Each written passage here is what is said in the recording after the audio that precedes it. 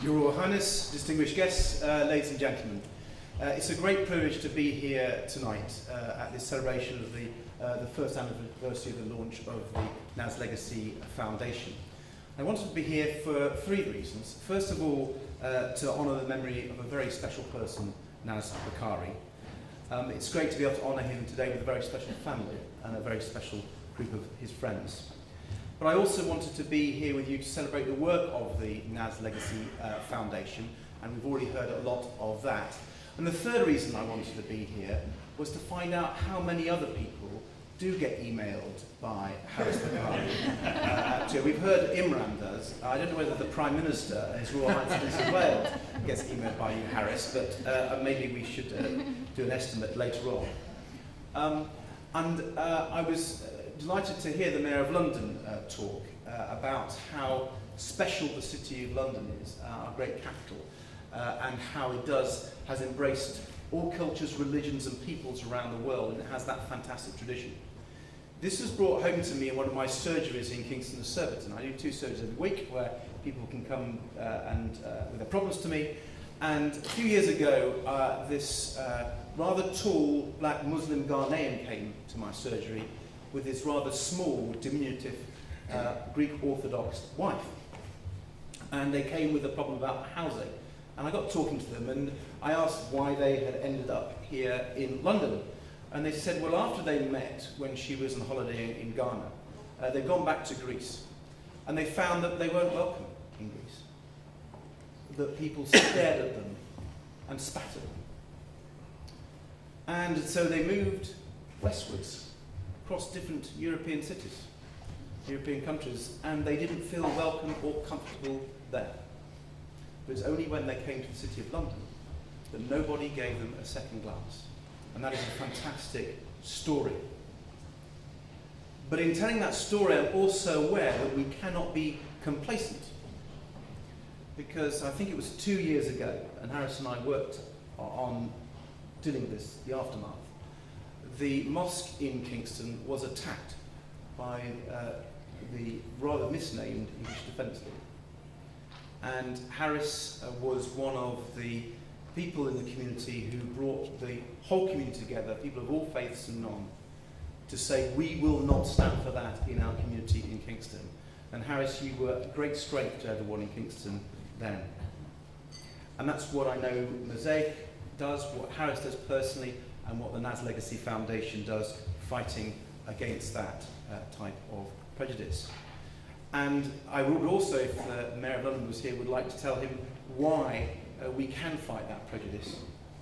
And it's a story about Air France.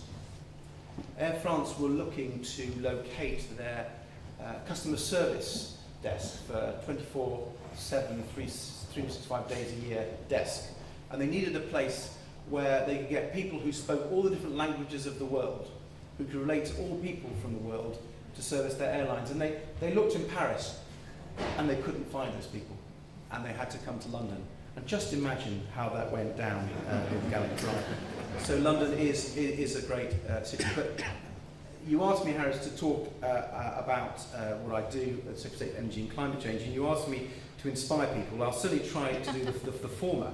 And I want to do that because I know Naz was inspirational to young people, and that was one of the things that motivated him, and why the Legacy Foundation, thinking about the future, is so important. His motto, you told me, was it is not what you do in your lifetime that really matters.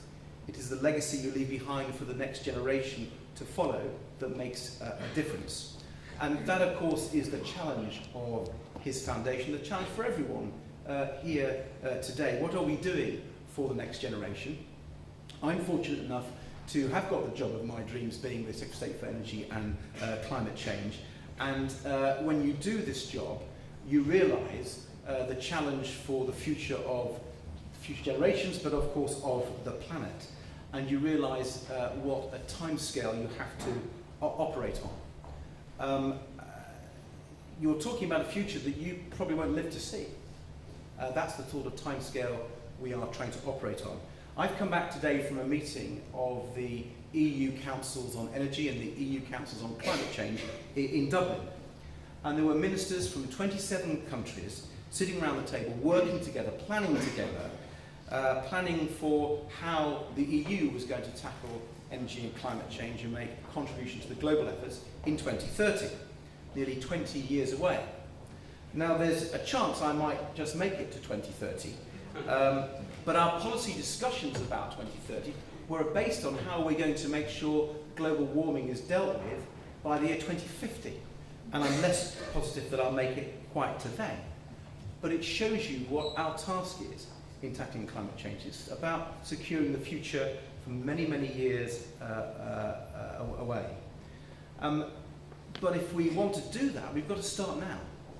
If we want to stop climate change, if we want to stop the world becoming a very uncomfortable place to live, if we want to stop the hunger that will occur in much greater numbers than even today if we don't tackle climate change, if we want to stop the conflicts and war that will follow if we don't tackle climate change, we have to work hard and fast, and we have to work now.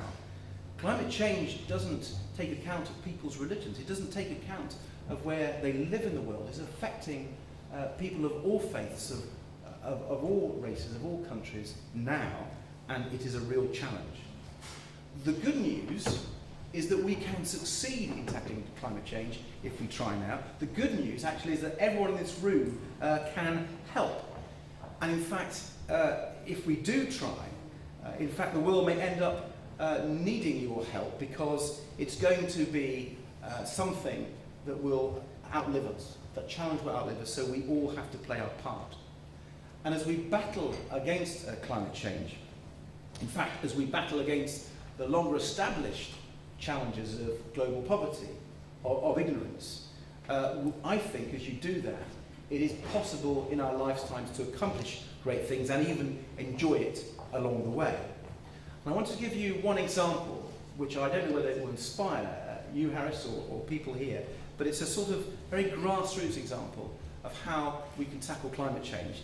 And it's about community energy. I'm seeing as I go around the country a whole host of community energy projects springing up around the world. These are projects where people who are worrying about climate change want to do something in their areas. They're also worried about fuel poverty, given the cost of energy and our very leaky homes in the UK. They're worried about the lack of jobs in their communities. And they're coming together in these community energy projects because they have understood that individuals working hard in and with their local communities can actually make a difference on all these problems through community energy. So they're fitting solar PV on people's roofs. They're helping insulate people's homes. They're coming together in energy cooperatives to buy energy together because they can get better deals. And together, they are tackling what can seem to be intractable problems that you can't tackle alone, but they're managing it in their communities.